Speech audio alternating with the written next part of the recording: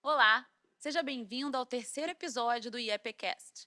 Hoje nós estaremos trabalhando um tema profundo, delicado e real: a enfermidade dentro da família. Nem sempre o sofrimento está só no doente, mas está na mãe que cuida, no filho que observa, no cônjuge que tenta aguentar firme. A doença pode aparecer em um membro da família, mas ela chacoalha a casa inteira. Como manter vivo o amor quando a vida vira hospital? Remédio, revezamento e oração. Esse é um desafio de muitas famílias hoje. E para essa conversa, eu tenho hoje aqui comigo 3 mulheres incríveis. 2 delas já estiveram nos últimos podcasts: Sandra Bivar e Ani Macedo, nossas 2 psicólogas, e que têm uma vivência muito grande com esse tema, não só em acompanhamento de pessoas, mas também com seus familiares. E hoje temos aqui a missionária Marcilene, que também é da área da saúde e viveu muitas situações relacionadas a isso. Então, nós vamos aqui tentar passar não apenas o conhecimento técnico, mas a realidade de experiência de vida, de fé, de compaixão. Nós conhecemos a realidade de quem cuida, de quem sofre, de quem ora, de quem chora, de quem vive e busca o renovo em Deus. Esperamos que a conversa de hoje traga acolhimento e esperança para você que nos escuta. E a nossa mensagem principal é dizer: você não está sozinho. Então, vamos começar? Eu queria começar trazendo a questão do diagnóstico. Quando tudo parece que está bem e a família recebe aquele primeiro impacto, o susto, né? O que vem acompanhado deste diagnóstico? E eu queria que vocês começassem me falando se vocês já viveram, acompanharam esse momento inicial na vida de vocês ou de algum paciente. Quem gostaria de começar? Bom, eu já vivi isso, com certeza, né? A minha mãe, eu que diagnostiquei com Alzheimer, porque ela deu um susto, assim, de ter uma confusão mental, assim, absurda, e aí, claro que eu levei para o neurologista, e isso para mim foi, assim, muito difícil. Só que eu não sabia que lidar com a minha mãe foi tão fácil, perto do que eu vivo hoje, lidando com a minha tia. A minha mãe era cardiopata, então ela foi embora com 92 anos em função do coração. A minha tia não tem nada clinicamente falando, não tem nada no coração, não é, enfim. E ela, depois da pandemia, ela começou a desenvolver uma demência e hoje em dia é um grau muito severo de demência, a ponto dela não reconhecer ninguém. E ela grita o tempo todo, porque ela tem que ser higienizada, a fralda tem que ser trocada e, enfim, ela tem que comer. E aí ela grita, e a minha preocupação com os vizinhos, eu acho que eles não ouvem, porque nunca ninguém veio reclamar, porque senão já tinham vindo. A ponto de eu, ano passado, eu estava tão enlouquecida que eu precisei viajar. Minha filha ia fazer uma viagem, eu falei, me leva com você, porque eu achei que eu ia surtar se eu continuasse, porque eu acordava, ai, ai, ai, ai, eu ia dormir com ai, ai, ai, ai, ai. Então, é muito difícil, e é difícil o tempo todo, porque, assim, aniversário da minha filha, ela levou o bolinho, cantou parabéns, e a gente achou que ela ia ter alguma reação, e ela estava olhando para uma parede, não para minha filha, nem para um bolo, nem para um... Então, é muito difícil, é a sensação do luto com a pessoa viva, né? Quer dizer, na verdade, o sentimento que eu tenho é que ela já morreu, mas que eu ainda preciso cuidar dessa pessoa que já morreu. Então, é bem desafiador, é bem difícil, e se não é Jesus na nossa vida, eu entro no quarto, eu oro, eu canto um louvor, Mas tem dias que eu não entro no quarto, que eu só fico na porta, porque é tão doloroso, assim, ser tratada como se fosse uma Sim. parede. Enfim, é isso. A Sandra já levantou a bola dessa coisa da doença crônica. Mas até antes da gente passar para a doença crônica, eu queria da gente pensar na hora que a gente recebe, sabe? Na hora que a gente, então, na hora que a Sandra foi no consultório e recebeu, poxa, minha mãe está com Alzheimer, né? Então, assim, na hora que às vezes a gente está procurando uma resposta e o médico vira para a gente e fala, você tem isso, ou a sua mãe tem isso, ou seu filho tem isso, né? Então, assim, como receber essas notícias, como lidar com o diagnóstico, como comunicar o diagnóstico dentro da casa para outras pessoas. E, Ani? Eu vejo que realmente a gente receber o diagnóstico sempre vem uma pancada mesmo, né? É alguma coisa de medo, Sim, de susto e de negação. Eu creio que a primeira coisa é negação. A gente fica tentando buscar, não, mas quem sabe, vamos ouvir outras opiniões.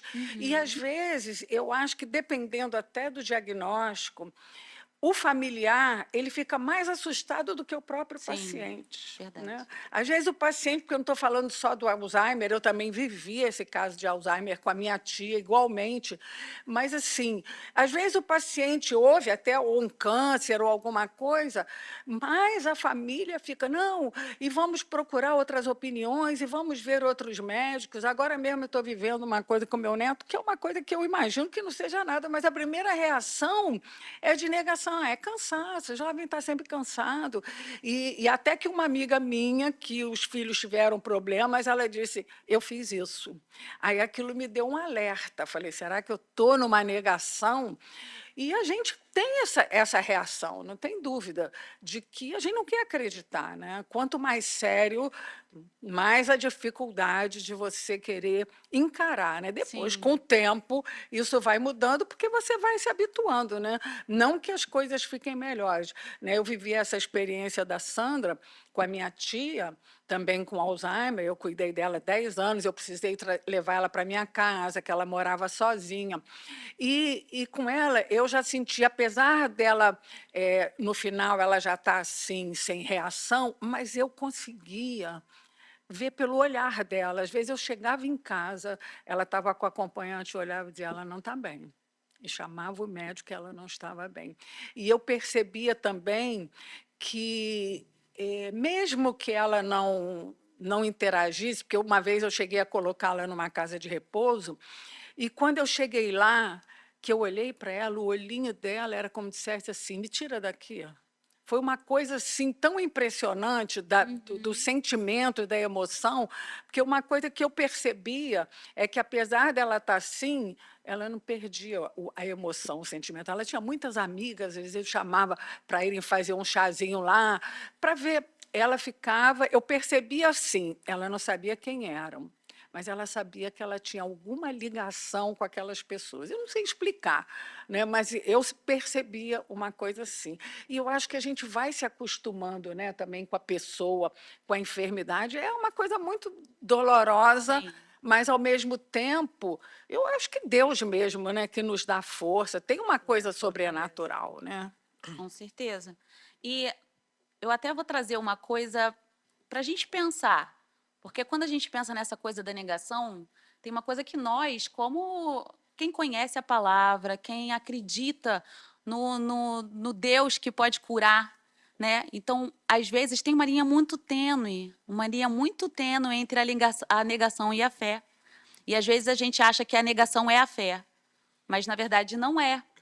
Porque até assim, quando você tem noção do que é, isso aí é até uma coisa que eu vou falar para vocês até como médica e pastora. Então assim, como as minhas duas funções.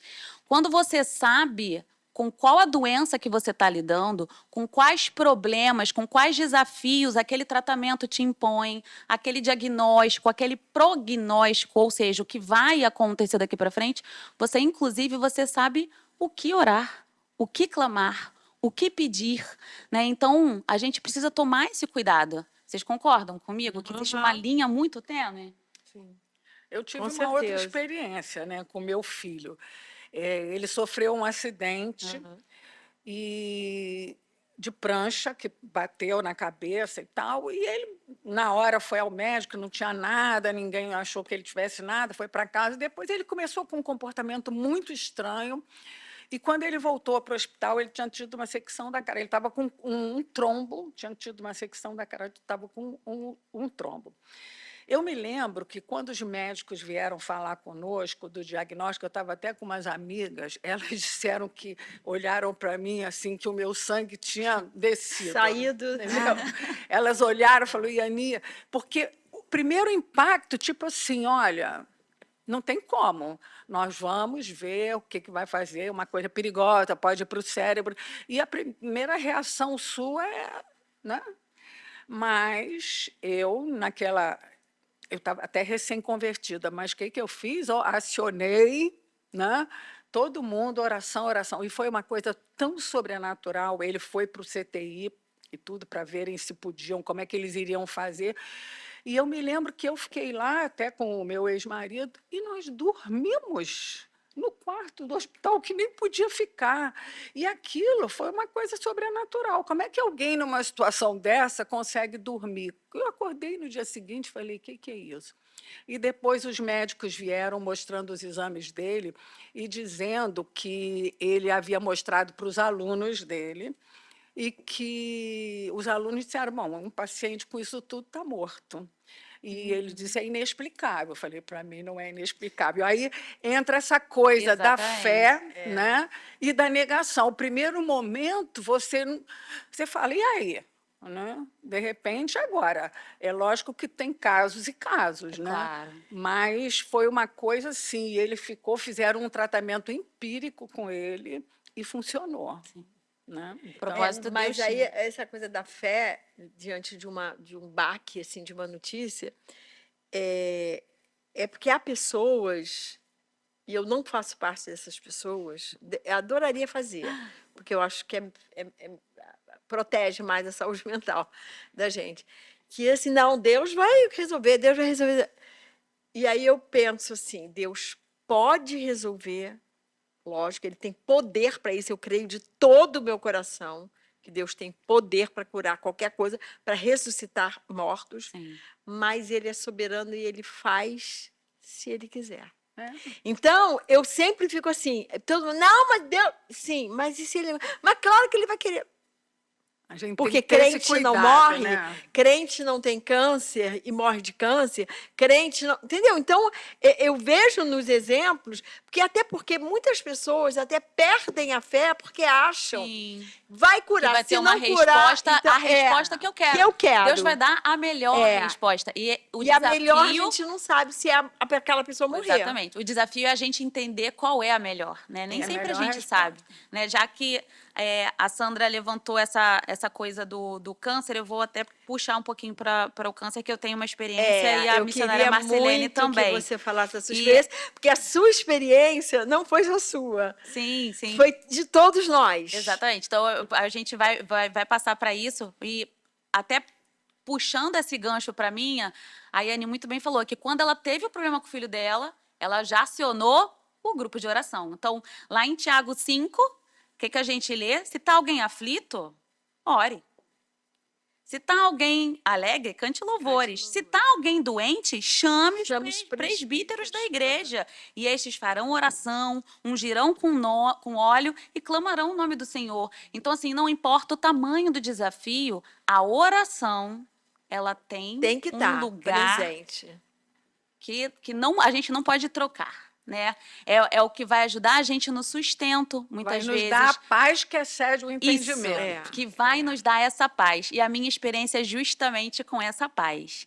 Então, eu em 2022, o nosso filho mais novo estava completando 3 anos, e ele vinha mais amuadinho. Quem conhece ele sabe que ele é o espoletinha da casa. Ele é o que sempre está com a piada. E da igreja que também, sempre vem né? fazer as coisinhas. E ele estava moadinho, estava cansadinho. A gente não sabia o que era. E quando ele estava completando ali 3 anos, eu estava incomodado, o Marcelo também. A gente fez uma oração. A gente falou, meu Deus, mostra o que é.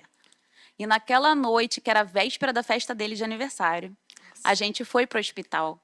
e pediu, Senhor, a gente precisa de um diagnóstico. No primeiro momento não deram para a gente. E aí ele teve uma crise convulsiva em casa depois de ter sido liberado, e quando a gente voltou, ele teve diagnóstico de um tumor cerebral. Então, vocês imaginam uma criança de 3 anos, a gente recebendo esse baque. E, na verdade, eu, como médica, entrei na sala, vi o exame, e quem contou para o meu marido fui eu. Quem contou para minha família fui eu. Médico é pior, né? Que sabe. E eu ia mil ideias na minha cabeça. Meu Deus, peraí, qual é o tipo? Será que é maligno? Será que é benigno? Será que é muito agressivo? Será que não é? A gente começa a pensar várias coisas, né? O que vai acontecer?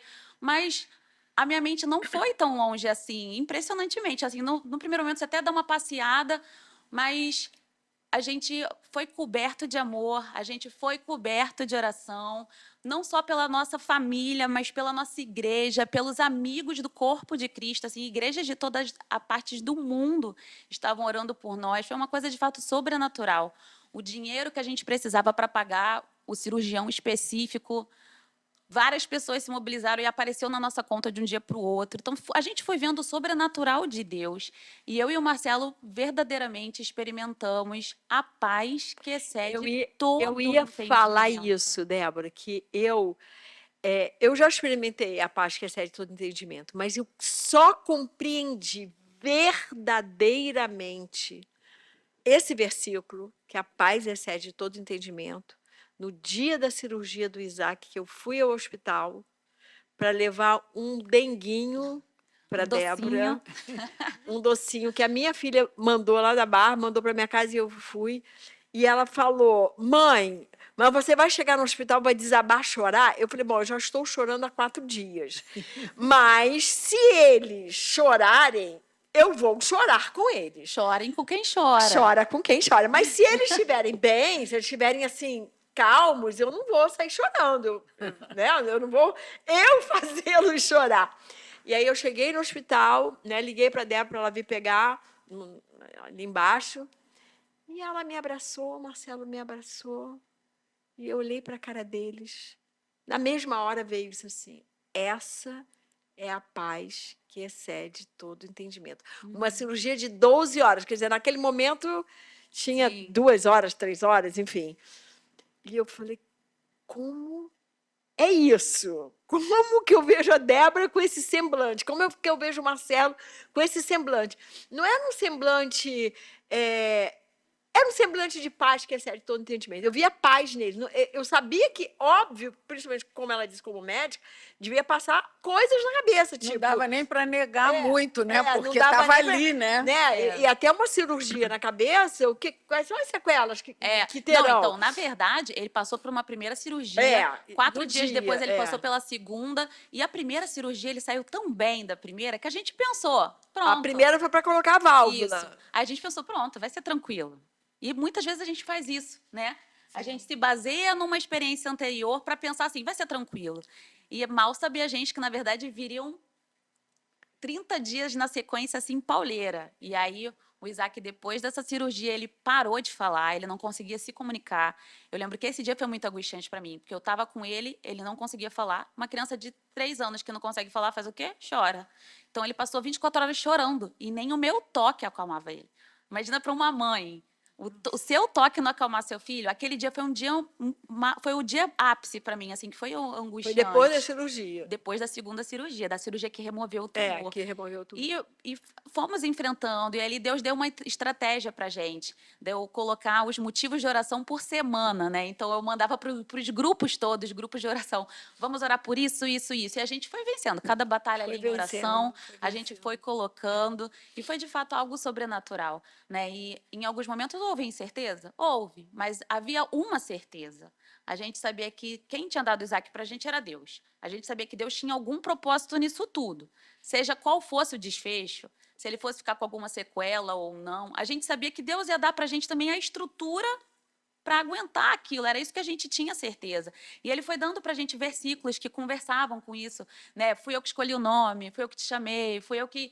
E Deus foi falando comigo, ele falou muito comigo no livro de Isaías, na época, falou muito com o Marcelo. Então, foi sobrenatural. E está Foi sendo. sobrenatural. Né? Quem conhece o Isaac hoje É sobrenatural. É sobrenatural. Então, ele ainda tem algumas coisinhas que ele precisa, tem, mas vai fazer e Vai. talvez até fique uma marquinha ou outra ali para Deus falar, foi tocado por mim. E eu Jacó queria que tem a você marca do E contasse- voltou a ser levado, né? Que não para. Não para para. quieto, não para quieto. Eu queria que você contasse aí como que você, como mãe, contou para os Isso. irmãos mais velhos, são crianças. É. Então, né? isso foi um desafio meu e eu fui até orientada. A nossa querida Rosane Paiva, não sei se ela vai assistir a gente, mas é uma querida, ela é capelã, então ela sempre teve um jeitinho muito especial de contar para crianças, de fazer contação de histórias. Ela me falou, Débora, conta como uma história. Até se você puder, faz com a massinha. Ela até me falou, conversa com o Isaac. Eu conversei com o Isaac antes da cirurgia, para ele saber o que ele ia fazer. E com o Isaac a gente fez com a massinha, porque ela falou para eu fazer assim. Aí eu mostrei a história de um menininho que vinha, que tinha uma massinha, que precisava tirar, porque aquela massinha ia fazer mal. E aí eu conversei assim com o João, com a Yara, com o Isaac. Eles entenderam. É claro que eles não entendiam a profundidade, né? Até eles aprenderam ali que eles precisavam orar pelo irmão, eles aprenderam a se colocar num lugar de fé, a exercitar a fé. A minha sogra conta que teve uma vez que ela estava chorando em casa, e a Yara chegou para ela, não, vovó, mas o Isaac está bem, Deus está cuidando dele, vamos orar, tal. Então, são exemplos que a gente precisa cultivar e não ter medo, porque a criança reage muito melhor do que a gente achava que Sim. ela ia reagir.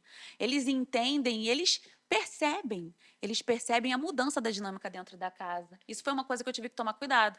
A gente estava se dedicando totalmente ao que estava internado, e os dois que ficam em casa. Uhum. Então, a gente se Isso é uma policiou. coisa também. Eu fiz o meu papel, levei os dois para o cinema uma tarde, cada um fazia A uma gente coisa. teve que se policiar e fazer essa. É claro que eu tive um apoio super, né, dos avós, de tudo. Mas eu senti, teve uma semana que eu fiquei direto lá, quando eu vi buscar eles na escola. Sabe quando você acha que a criança está te dando um gelo?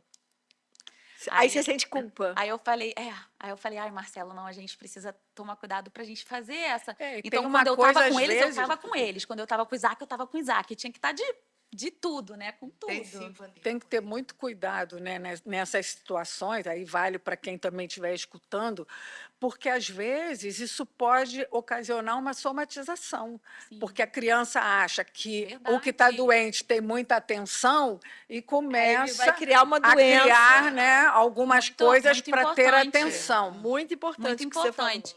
falou. Agora eu vou passar a bola aqui para a missionária Marcilene, porque ela viveu também na família dela algumas questões de luta aí com câncer, né? Vivemos, sim.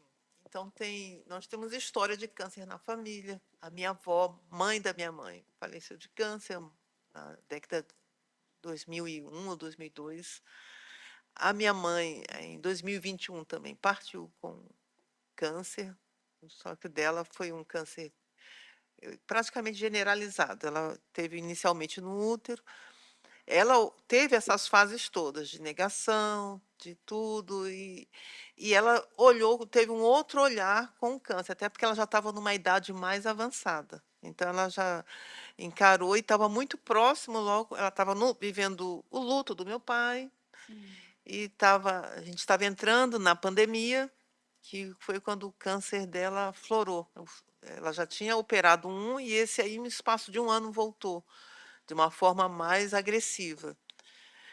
E ela encarou da forma como ela poderia encarar, de uma forma, como ela era da área de saúde, então ela já estava com uma certa idade, então ela preferiu viver a vida. Então ela não abriu mão de um tratamento mais intensivo para eu quero comer o que eu quero viajar para onde eu quero. Então passeamos muito aqui pelo Rio, porque infelizmente, calhou de ser o período da pandemia que estava tudo fechado. Então, ela queria viajar, queria ter ido ao Maranhão, mas o que estava ao nosso alcance, né, até porque ficou o pequeno núcleo, eu, meu irmão e a minha mãe, e então a gente pôde dar aquilo que chama qualidade de vida. Então, intensivamente ali, os desejos de comida, os passeios próximos. Isso é uma coisa importante Então, ela também, né? vivenciou, porque a idade dela e o conhecimento que ela tem da área de saúde, que ela foi auxiliar de enfermagem a vida toda, e depois fez serviço social. Então, ela trabalhou Lidou com isso diretamente. lidou diretamente como assistente social. Então ela falou assim: não, eu não vou encarar como as sequelas todas de um tratamento agressivo, que eu sei o prognóstico todo disso, o final. Ela foi encarar a finitude Sim. da vida e procurou com alegria mesmo, com dignidade. Então ela planejou muito o aniversário dela, de 81 anos, que foi em setembro. E ela falou: se eu, dependendo da situação, eu posso tratar alguma coisa depois de setembro. Deixa eu completar 81.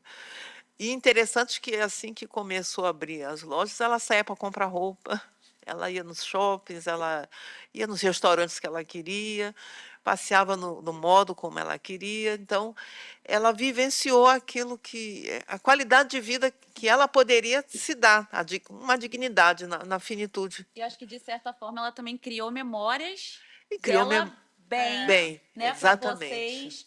para vocês poderem viver depois até o luto de uma forma leve, né?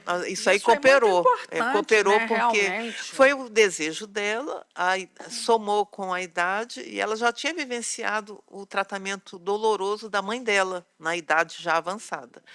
Então, uma história leva a outra, porque isso foi em 2021, a partida dela. E em 2024, houve a Edilene, minha irmã mais velha, numa consultas de rotina, exames de rotina, que toda mulher faz, mamografia e tal. Aí na mamografia detectou-se um nódulo. Então, só que a médica não gostou da aparência e tal, e correram para fazer a biópsia. E deu realmente câncer. Não me lembro bem o estágio, mas não era bem inicial, porque ela já tinha linfonodos. Então, ela correu com aquele diagnóstico, tipo assim, o momento do diagnóstico, ela nunca negou. Ela foi totalmente diferente da minha mãe. Ela nunca negou, pelo contrário. No dia que foi pegar aquele diagnóstico, ela chamou eu, e o resultado da biópsia, ela convidou eu e o Fábio para a gente tomar um café, que ela ia abrir aquele envelope. Então, ela abriu aquele envelope ali na barra, a gente estava num café ali, e falou: é isso aqui, vocês vão me ajudar, nós vamos encarar o desafio e vamos vencer com Deus. Vamos orar, vamos fazer o tratamento que for. E isso ela fez. E com alegria, Com né? alegria. Não, ela Ela foi É outra que me demais. Não, com impressionou. alegria, beleza. Ela pra nada mim, químio, ela mandava foto. muito. Menos, né, menos uma. Toda Era Menos diva, diva. Agora faltam 7. Gente, olha. Agora, Não, ela foi um exemplo, Foi um assim, exemplo. sensacional. Um exemplo É, um exemplo que, na sensacional. verdade, foi um exemplo da Foi um mãe exemplo. também, né? Foi um Que a exemplo. mãe deu Como, esse como a exemplo. mãe encarou, É. por mais que ela tenha optado por um tratamento Não mais fazer o ameno, tratamento, a mas- Edilene teve ali Ela o fez exemplo de como encarar positivamente. alegria, vou né? buscar a vida, né? É porque Isso. num momento como esse, muitas pessoas entram Se em depressão. fecham, sim, é muito comum. A família entra em depressão, o enfermo entra em muito depressão. E comum. foi interessante Aí, piora tudo, a né? unidade. Ali no momento, os irmãos todos se uniram, e a minha irmã, que é médica, mora lá na Inglaterra, e sempre ela é a primeira a ser comunicada, qualquer problemas médicos e tudo. Aí, quando ela relatou a biópsia, imediatamente ela: você vai conseguir, eu vou relacionar médicos amigos, tal, aí no Rio. Mas imediatamente ela também correu para fazer o seu autoexame e fazer a sua bateria de exame. E foi detectado também nessa minha irmã médica um câncer também agressivo, e na mama, num outro estágio. Então, ela passou a ver assim na Edilene um incentivo para ela tratar. Porque ela falava assim: como você pode sorrir, como você pode enfrentar isso tudo com essa disposição, como é que você consegue? E ela: não, pela fé, é um desafio a ser vencido. Cada etapa. O exame, o médico pedia, os próprios médicos se admiravam. Puxa, às vezes a pessoa fica na fila para marcar e você já chega na consulta com todos os exames. Então, ela encarou de uma forma totalmente positiva, que incentivou a minha irmã também, lá na Inglaterra, com os tratamentos que eles fazem, ela encarar também de uma forma totalmente positiva, não entrar em depressão, lutar para que ela viu ali um exemplo que eu Isso posso foi vencer um também testemunho para muitas pessoas. Eu desafio. mandei para uma amiga, para a filha de uma amiga minha na Alemanha, que estava passando por isso, mandei as fotos dela, mensagens dela, e que ela realmente fez isso é um incentivo, cirurgia. né? Um testemunho. Não importa qual vai ser o vai ser o final, desfecho, né? O isso. desfecho. O importante é como você vai passar, né? Sim. E ajudar outras pessoas também. Ela ajudou muitas pessoas Muita com gente. a atitude dela, como ela encarou. Então, ela fez químio, fez rádio, fez cirurgia, fez todo tipo de exame. E, graças a Deus, já se passou um ano. Isso foi ano passado. Então, hoje ela está totalmente bem, totalmente curada, está fazendo acompanhamento pelo períodos, né, que vai ter de 5 anos, 10 anos. E assim, a minha irmã lá da Inglaterra também. Então, ela não pôde fazer químio, mas fez a rádio e teve um outro posicionamento com relação à vida, mesmo ela sendo médica, ela teve um outro posicionamento com relação a encarar o tratamento e ver o exemplo positivo da Edilene. Então, a Edilene deu um exemplo extremamente positivo.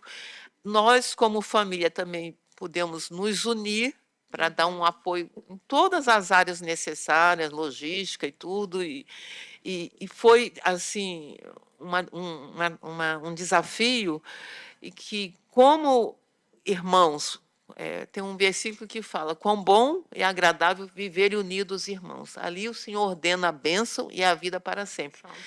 Salmo 133. E nessa união dos irmãos, houve ali uma bênção, porque nada faltou, tudo foi encaminhando assim, uma engrenagem que foi tudo perfeito. Então, tanto a minha irmã, tanto que ela veio da Inglaterra, passou uns dias agora aqui no Brasil, vai voltar com a família, está bem, já está também livre do tratamento mais severo e tudo, já fez as rádios, e está encarando a vida, depois dessa experiência, de uma outra forma mais leve, uma forma mais aberta e mais assim valorizando cada etapa da vida, cada minuto da vida, tudo que Deus tem nos proporcionado e vendo a graça, a beleza de Deus em tudo. Amém.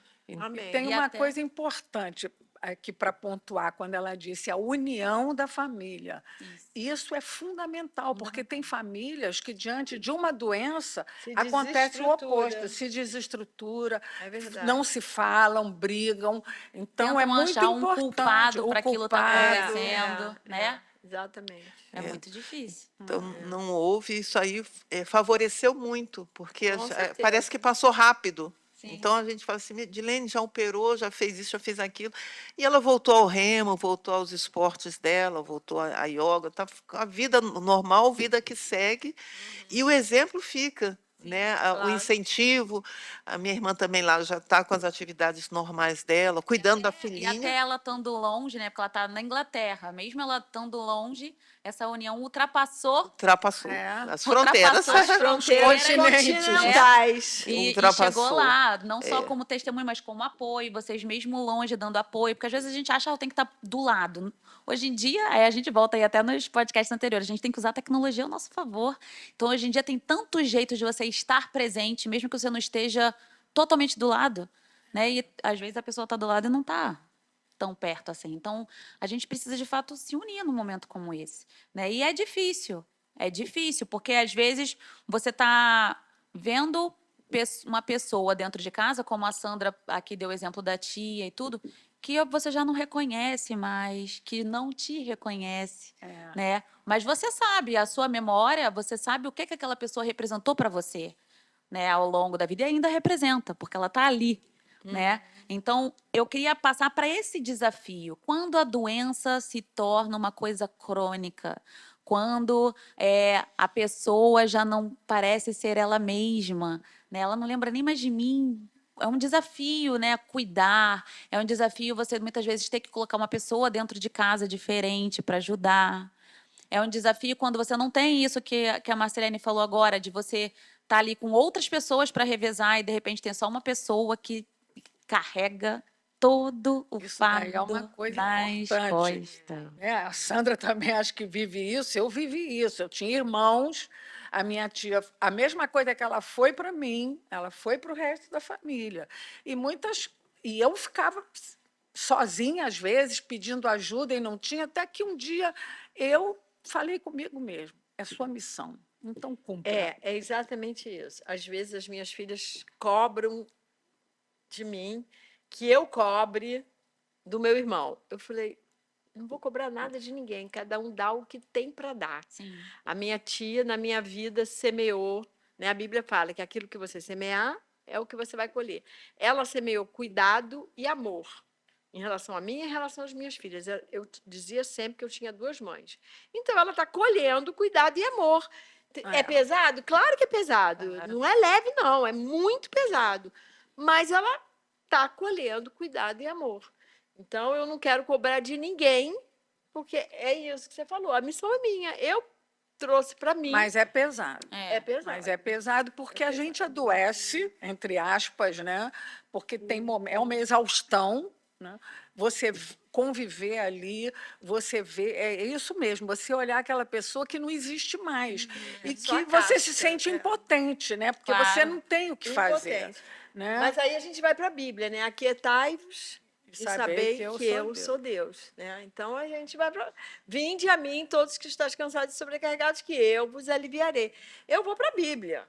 Eu vou para a Bíblia e aí eu vou me ser confortada, consolada e sustentada por Deus. Eu acho que foi o caso da Edilene, o seu caso. Sim. Eu acho que é o caso de todo Sim. mundo que crê num Deus que é soberano, a vida pertence a Ele, Ele vai levar a minha tia ou a cada um de nós no momento que Ele achar que é esse o plano que Ele tem. Acabou. E a gente está falando aqui até de situações de demência, mas também tem o cuidado do idoso, que muitas vezes mantém a lucidez também. A Marcelene, ela cuidou da vozinha dela também. Cuidei da minha vozinha, foi também um caso semelhante que eu encarei como uma missão. Aham. Então, se todas as hipóteses, as pessoas, uma na Inglaterra, os outros no Rio e outros viajando, então são 6 netos, mas na época ela morou comigo, eu estava morando no Maranhão. Porque aquela promessa, honra a teu pai e tua mãe para que te vá bem e viva muito tempo sobre a É terra. verdade. Aconteceu isso assim de uma geração para outra, porque a minha avó, ela cuidou da mãe dela. A mãe dela nasceu em 1888 e morreu em 72. E ela tinha era ela mais 2 irmãs. Mas no final da vida, na década de 70, que a minha bisavó estava já doente, quem cuidou foi a minha avó. E a mãe dela dizia: minha filha, você vai achar quem cuide de você. E ela olhava para cima, meu Deus, como que eu Quem só vai tenho... cuidar? Porque a minha avó só tinha um filho homem que morava no Rio. E isso tudo era lá no Maranhão. E ela dizendo, e a mãe dela sempre repetia: minha filha, você cuida tanto de mim que você vai achar alguém que cuide de você. Declarou uma palavra Ela declarou, bênção, né? ela profetizou uma palavra ali para a Profetizou. filha dela. Profetizou. As outras irmãs estavam com ocupações, com netos e com situações de vida que só sobrou mesmo para mim. E a minha avó cuidou com todo o esmero da mãe dela, ao ponto de ter problema. Não tinha máquina de lavar, ela que lavava as roupas, ela que fazia tudo, fazia o alimento, tudo. Então, ela cuidou com muito zelo. E a mãe dela foi bem longeva, morreu em 72. Ela nasceu, até ela se orgulhava de dizer que nasceu no ano da lei do ventre livre, que ela nunca foi escrava. Mas lá... Lei áurea, na era o abolição ventre, da escravatura. era o ventre livre e ela depois? tinha contato com aqueles que eram capitão do mato, que eram os tios dela e tudo, pessoas ali ligadas. Então, ela ainda tinha muito daquelas histórias, né? Então, a minha bisavó faleceu e minha avó continuou seguindo a vida. Aí, ela sempre também começou a semear na nossa vida. À medida que os netos iam nascendo, ela saía do Maranhão, ia para Brasília ou vinha para o Rio ajudar minha mãe, porque foram 6 netos. Então, ela viajava de ônibus para cuidar à medida que nasciam os netinhos, né? E quando ela já... Todo mundo adulto, trabalhando, morando no Rio, Deus me tocou para voltar, para ir ao Maranhão, de férias. Então, naquelas viagens de férias, eu fui tendo o chamado e aconteceu aquilo que era o mais improvável. Então, a minha avó, à medida que ela foi envelhecendo, que ela custou envelhecer. Ela viveu muito bem a terceira a idade dela, que com 65 anos ela andava de ônibus normal, resolvia tudo em banco, resolvia as coisas dela. Então ela começou a envelhecer mesmo com seus 90 e poucos anos. Olha que beleza. Então ali que começou, mas ela foi tão sobrenatural assim a vitalidade que Deus deu para minha avó, porque ela começou a ler a Bíblia com mais de 90 e se converteu, porque ela era extremamente católica, ela era da Legião de Maria, e ela era extremamente praticante, mas leu o Novo Testamento todo. Quando eu chegava na casa dela, lá no Maranhão, ela me perguntava, eu vi Paulo brigando lá, foi preso no meio de uma praça e tudo, ela contava os detalhes do livro de Atos. Eu ouvi isso e aquilo, aí eu falei assim, realmente ela está lendo. Aí nós começamos a ler juntos, e assim ela se converteu, foi batizada, né? Então, ela teve o encontro dela com Deus, ela ficou 10 anos na igreja. E lemos a palavra, e ela orava muito, era intercessora. Mas ali se cumpriu aquela palavra, porque Cumpriu, Você cuidou de dela. todos os netos, eu estava ali, Deus me levou para morar, morei no Maranhão 20 anos, e desses 20 anos, 12 anos ela morou comigo, até a velhice, porque ela morava com as primas e todas faleceram. Era uma senhora com mais 2 primas, uma tia dela com 2 primas, e ela, numa casa, um casarão que elas moravam. E minha avó sempre ajudando ali, sempre uma boa companhia. Então, quando aquela geração faleceu, ela foi morar comigo e ficou até o final. Eu me lembro que o aniversário dela era 25 de dezembro, então muitos natais eu passava lá, a maioria eu passava com ela, porque era dia 25 de dezembro era o aniversário dela. Então a gente passava, durante todos esses anos eu passei o Natal praticamente com ela. E era um sinal assim para toda a família, tanto a longevidade dela, como a decisão por Cristo com mais de 90 anos. Então, alguns falavam, não, ela só pode estar com a cabeça já não está funcionando. Mas não, minha avó lia, minha avó ia à igreja, ela fazia questão de chegar na igreja cedo, não perdia culto, não perdia ceia. Foi Marcilene, e ativa. você falou, a gente estava batendo papo aqui até antes da gente começar essa roda, e você falou muito daquele versículo que está lá em João 13, quando Jesus fala, amai-vos como eu vos amei. Amai-vos como eu vos amei. E esse versículo, você compartilhou que ele te deu você teve uma revelação sobre esse versículo que te deu uma força Sim. para se doar ali mais um pouquinho, né? Me deu porque, primeiro, eu estudando ali, samaritano, bom samaritano, aí fala assim, quem é que é o meu próximo? Aí houve ali aquela parábola do samaritano. Sim. Aí dali Jesus falou, ama o teu próximo como a ti mesmo. Mas mais adiante, aí esse a gente fala assim, não, você antes de todo mundo falava isso para mim, antes de você cuidar da sua avó, você tem que cuidar de você. Antes de você cuidar da sua irmã, você tem que cuidar de você. Eu falei, claro, a gente tem que, se você não estiver bem com você, você não vai estar bem para Isso. cuidar. Aí até aí é entendido que a gente tem que amar como nos amamos, amar o próximo como a você mesmo. Mas nesse versículo aí, em João 16, Jesus vai além. 13, né? João 13, Jesus vai além. Aí aquilo mexeu mais comigo. Porque ama ao teu próximo como eu vos amei. Então, o amor de Jesus por nós é um amor tão completo, tão que nos abraça tanto, nos constrange, que eu falei, meu Deus, eu sou devedor, nós devemos dever, como está lá em Romanos, a ninguém deveis nada a não ser o amor. Então, nós somos devedores de amar ao próximo. Aí eu passei a vivenciar situações na família, e não só na família, pessoas amigas, que eu passei a conviver, compartilhar esse amor, mas com uma outra visão. Outra visão. Eu achei isso muito interessante. Gente, ser acima do que você se amava, Acima, então eu né? penso, meu Deus, eu não Porque amo senão nada. não ia até conseguir, né? Porque às vezes tem pessoas que a gente não Porque consegue. Eu até brinco, dizendo assim, aí Jesus pegou pesado. Porque amar o próximo como a ti mesmo, ok. Agora, como ele me amou, como que ele me amou? Dando a vida, dando a vida. zelando, Exatamente. cuidando. Porque Então, é isso, né? Muitas vezes existe isso. uma renúncia. Muitas vezes é claro que a gente não está falando aqui que aquele que cuida vai vai Se se anular. anular. Não, Não, é isso. não é Mas isso. em alguns momentos há a renúncia, porque aquele tempo ali que você investiu no cuidado, aquele tempo você não vai conseguir dar para outra coisa. Então, às vezes, você tem que abrir mão de certas coisas. Agora, é claro. Quando a gente vai falar de prevenção da sobrecarga do cuidador, quando a gente vai falar desses burnouts que existem, e eu, como médica, eu trabalho num setor justamente de semi-intensiva, então que eu vejo muitos idosos, vejo muitos pacientes com doenças crônicas, e que há cuidadores, familiares, filhos, pais, que estão sobrecarregados.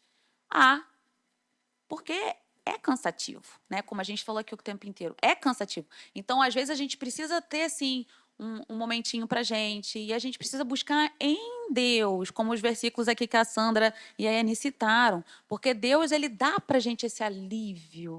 Quando Ele fala, dá vinde para a mim gente. todos que estão Porque cansados. muda Então a tudo, gente né? vai Muda a até ele. Muda rotina, tudo. muda a É. vida financeira, Vida muda uma financeira. série de coisas, né? Uma coisa que eu falando em relação à culpa, você passa também a ter uma culpa, até tem esse conflito do amor e da culpa, porque você se culpa até por você querer ter um lazer, né? Sim. Você se culpa. Será que eu posso? Será? Eu me lembro que, às vezes, acho que a Sandra deve ver isso também, viajar. Eu, às vezes, se eu fosse viajar, não era igual eu sair, eu vou viajar. Não, você vai viajar, mas você tem que se preocupar, você tem. E isso vai gerando toda uma mudança na família toda, né? Na estrutura da casa, na rotina, né?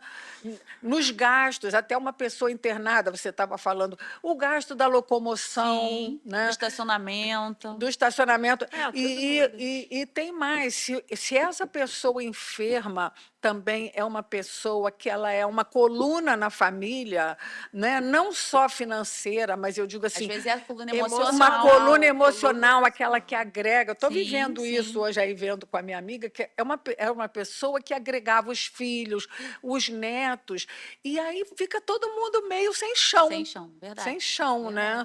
Então, ter que reorganizar isso tudo internamente e externamente. E até assim, a gente falou da culpa de quem cuida, e muitas vezes essa pessoa que é a coluna, quando ela adoece, ela também se Fica com culpa. culpa, com né? culpa. Ela se culpa. Então, às vezes a gente tem se colocando no lugar de quem é a pessoa doente, porque cada um de nós tem as suas limitações, tem as suas doenças, Então, muitas vezes o próprio doente ele se culpa. Estou sendo um peso, estou sendo. Então, até quando a gente está participando do cuidado, a gente tem que ter esse cuidado de não jogar, aumentar ainda mais o julgo, né? É verdade. É difícil. Então, é uma balança ali.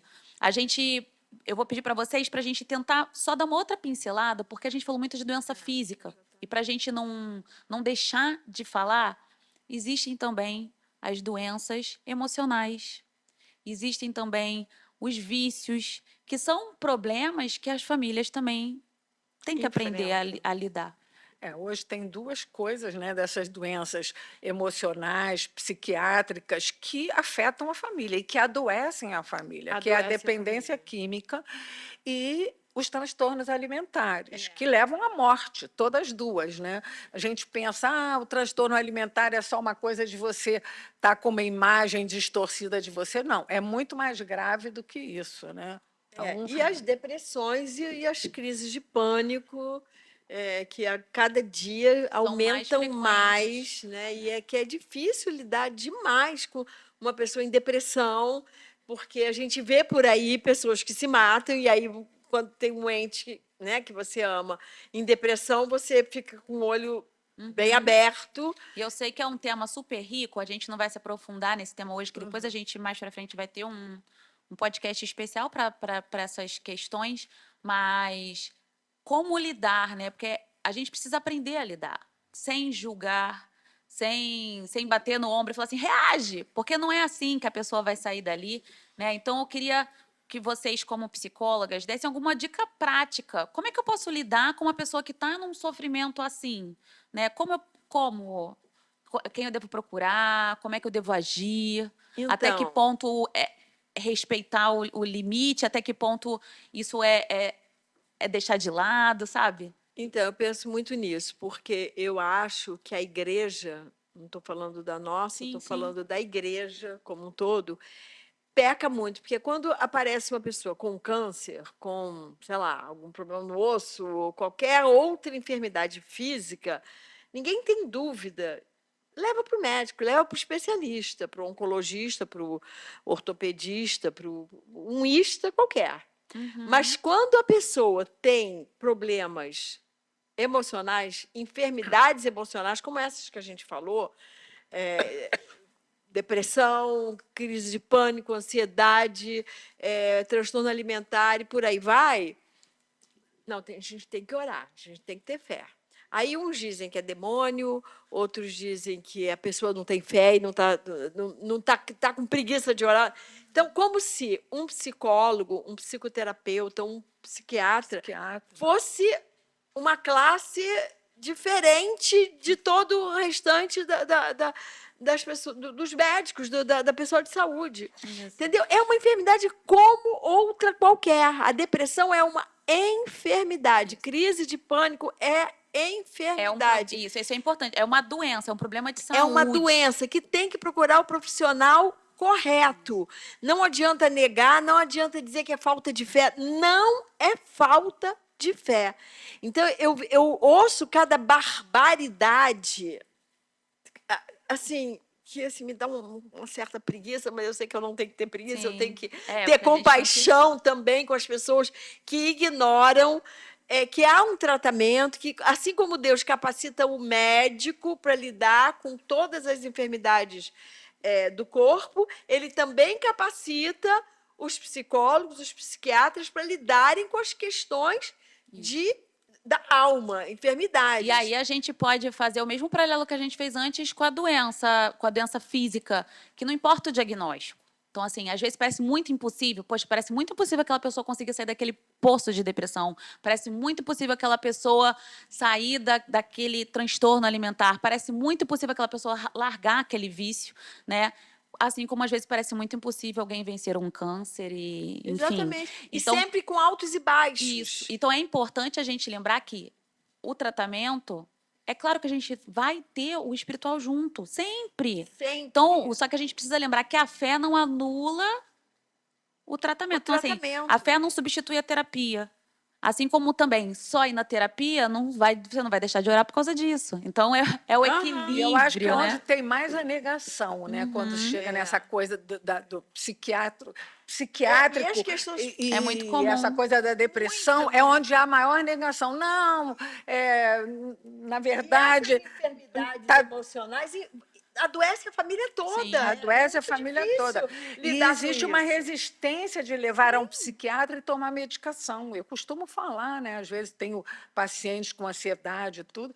Gente, é importante, porque às vezes é preciso cuidar da parte física também. Não precisa tomar um sossega-leão, dependendo do caso, mas às vezes alguma coisa que vá dar uma baixada na ansiedade, isso tudo, porque hoje a gente vê os adolescentes com crise de ansiedade e os pais, às vezes, não dão a atenção Não devida. sabem lidar né? com Não isso, sabem às vezes. lidar. É difícil, né? É difícil porque mexe com os teus problemas emocionais. Não, e mexe com as tuas limitações. É, Porque quando você está isso. com uma pessoa que está doente, mas que tem um problema físico, você está vendo a limitação física e você sabe que aquilo ali não é uma incapacidade tua de resolver.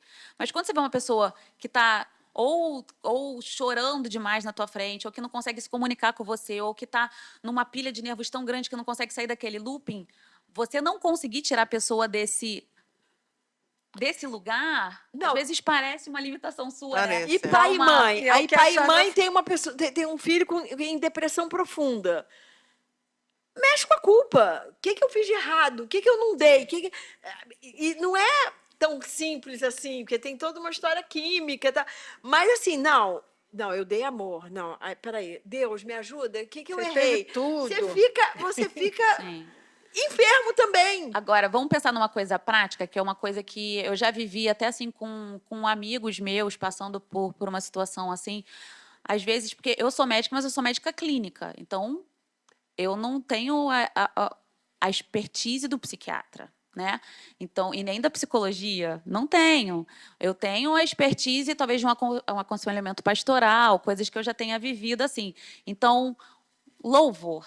Louvor ajuda. Ajuda. Louvor. Ajuda. Então, assim, já tive com uma amiga passando por isso e, assim, de repente, manda um louvor. Ou então, vamos escutar aqui junto, vamos orar aqui em cima desse louvor. Então, assim, tem coisas, assim, práticas que, às vezes, que é claro que não vai substituir, tá, gente? Mas para tudo, para Mas dor, refrigera. para o paciente que está, às vezes, até no leito lá do hospital, se você canta um louvor, né, junto com ele ali, como traz um refrigério. A gente pode ter aqui exemplos bíblicos. Davi tocava a harpa ali e a agonia, o que estava agoniando ali Saul saía. E A gente não sabe, sabe né, que exatamente qual era o que ele estava apresentando ali na hora, quais eram os sintomas totais, mas a Bíblia fala que ele conseguia dormir, Ficar que ele aliviado. conseguia ficar aliviado. Então, o louvor. E aí, aproveitando esse gancho do louvor, eu queria que vocês aqui falassem assim, louvores que falam com vocês nesse sentido. Ou que, para quem está precisando de refrigério, para quem está precisando de esperança. Vamos dar umas sugestões de Eu louvor? e a Ani temos um. Que, assim, acalma o meu acalma coração. o meu coração. Como é que é o nome dele? Freire. Anderson Freire. Anderson Freire. Esse louvor, no momento muito doído da minha vida, eu ficava assim, eu só botava no repeat. Repeat. Porque, assim, acalma o meu coração, de Anderson Freire. E Mas às vezes não é só enfermidade, não. Eu me lembro quando eu estava para me mudar da Barra aqui para a Zona Sul, que eu tinha que vender o meu apartamento, e para mim aquilo foi muito sofrido. Eu vivi lá há muito tempo.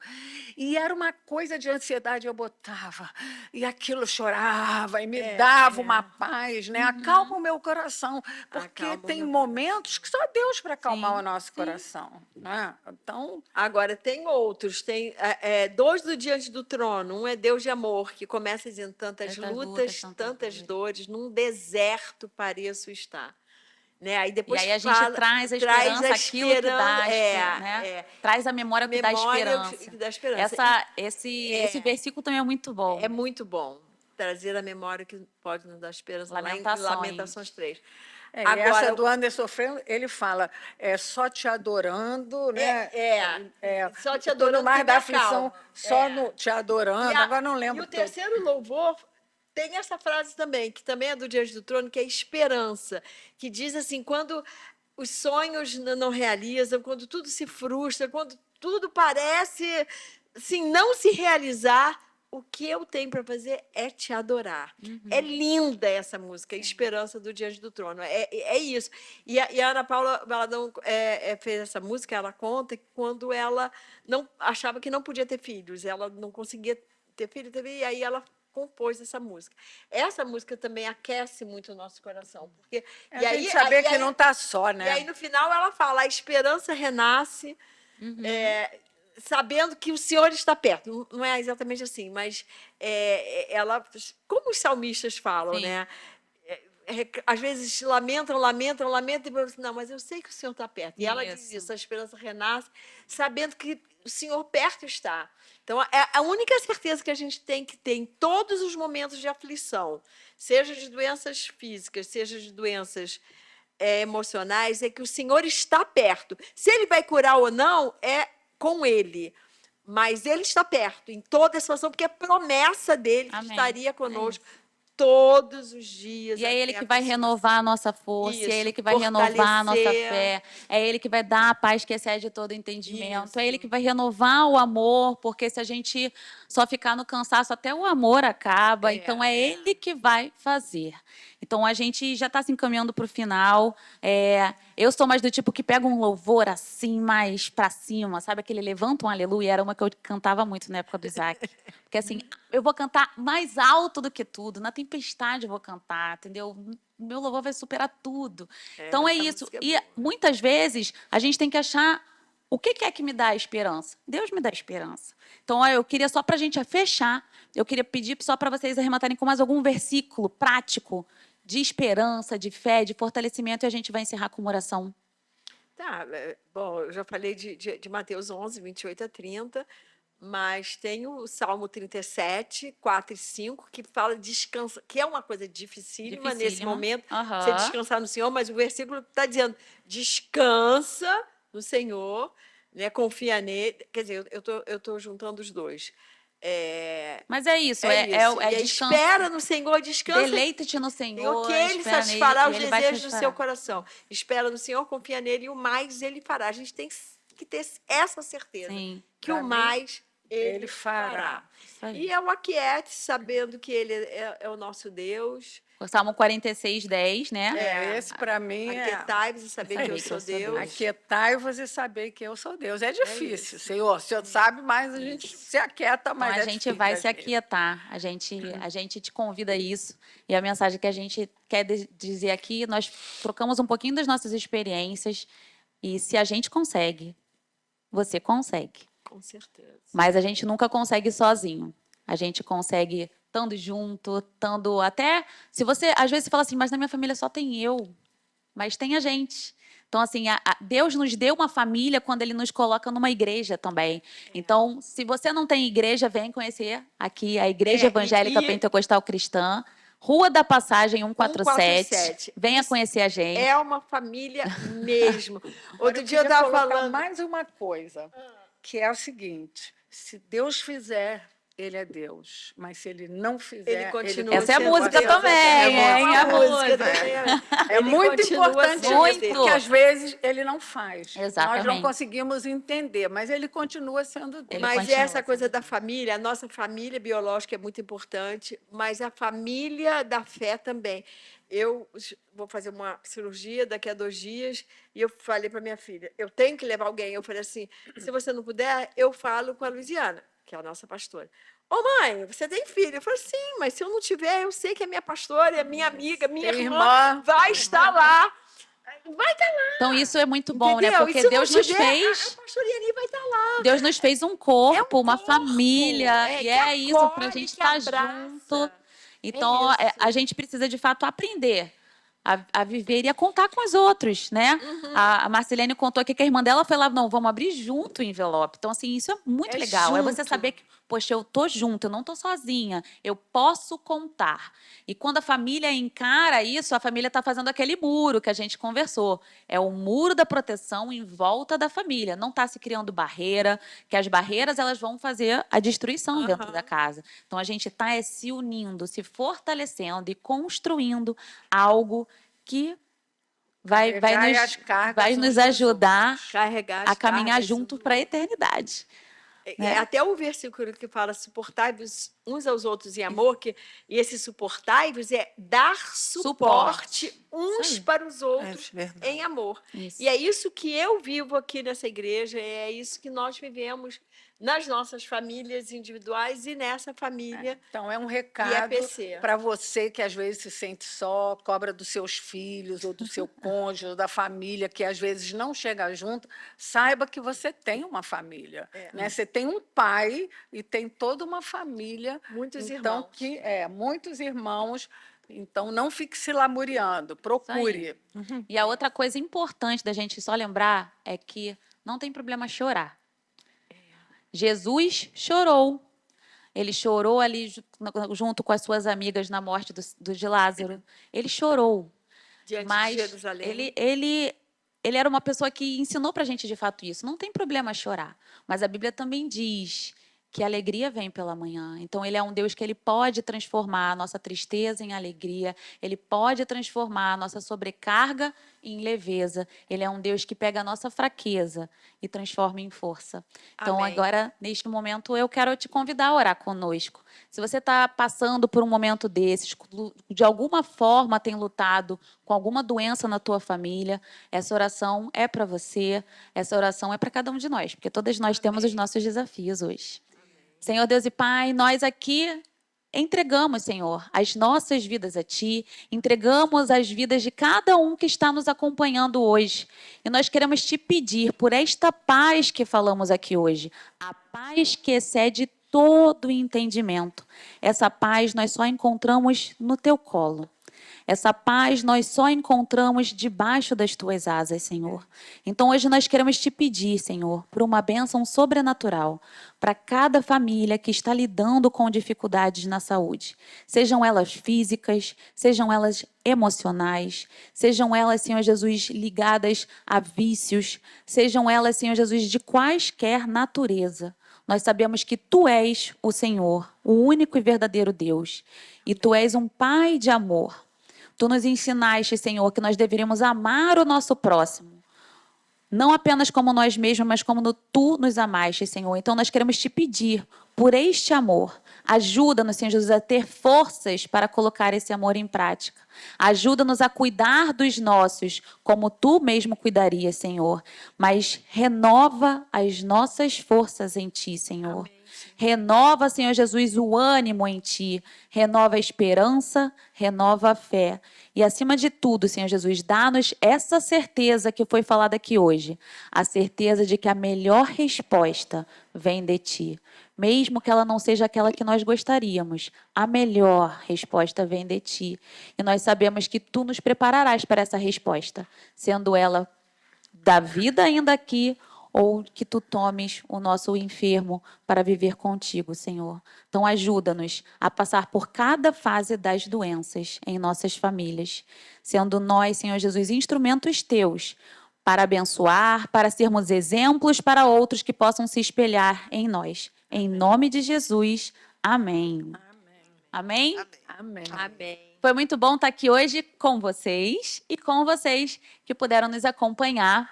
E eu te convido a curtir esse vídeo, te convido a encaminhar para pessoas que você sabe que está passando por problemas semelhantes a esse. E se você tem alguma história legal para compartilhar, de testemunho, de enfrentamento de doença, deixa aqui nos comentários. Ou se você tem algum pedido de oração, também deixa aqui, que nós estaremos felizes em orar junto com você e nos unirmos nessa corrente de oração, de união, como nós falamos aqui hoje. Então, nós vamos nos despedir agora e até o próximo IEPcast.